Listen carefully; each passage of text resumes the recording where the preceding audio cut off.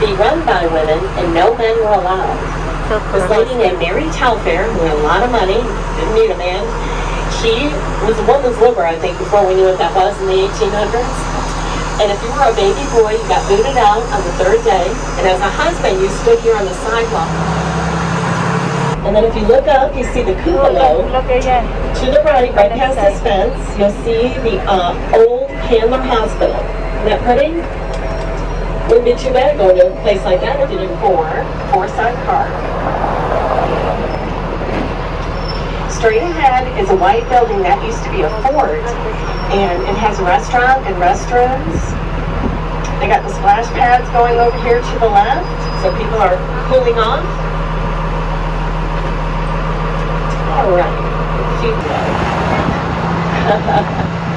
So Live Oaks, we're going to see one of the biggest, oldest live oaks to the right. It's called the Candler Oak. We think it's 300 to 350 years old. And see the fern that's growing on the limbs? It's all dying out now because it comes out after the rain. So you can stand under a tree, it's like magic, and then it turns green. It's so neat, resurrection fern. And also in this area, Spanish moss is on the trees, and it's not Spanish, it's not moss, it's an airborne plant, a cousin of the pineapple family. And it likes heat and humidity. Now it does have red bugs or chiggers in it, so it's not a good idea to wear it as a scarf or a wig. You should see at nighttime when some people are dressed up in Spanish moss. And we used it to stuff bed mattresses, and that's where we got that saying, sleep tight, don't let the bed bugs bite.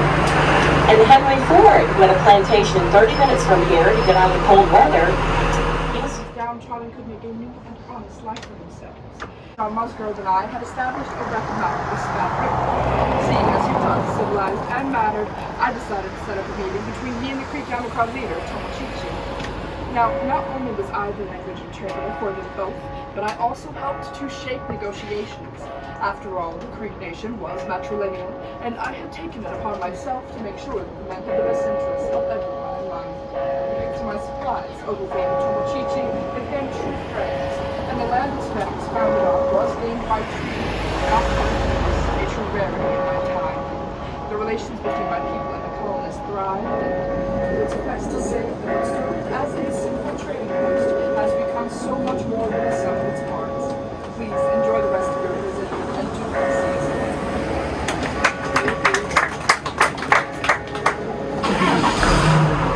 It was not painted. There were some child deaths that occurred, so they say they haunted the house. And finally, a nice couple bought it, and it took them 2.5 years to restore it, and they just won a Historic Preservation Award for their good efforts.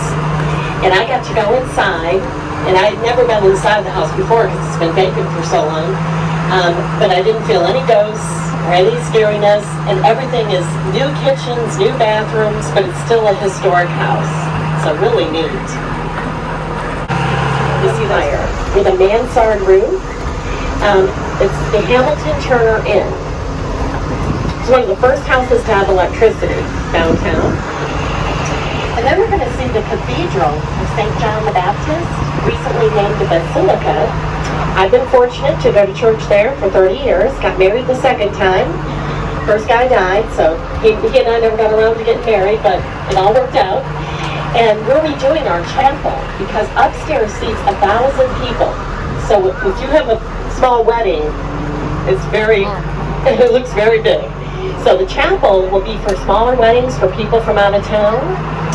And this is one of the most visited places in America. And it's closed now because they do mass from 12 to 1. But if you get a chance to come back, it is so pretty. It has all hands. You did a duel, and it's usually because you had a difference, and you stood back to back, took 10 steps, turn around and shoot. Use themselves.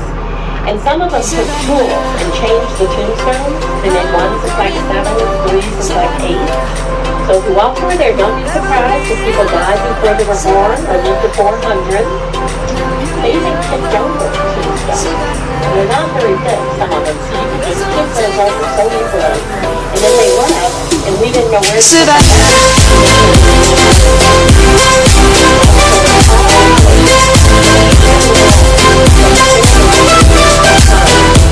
loved instead.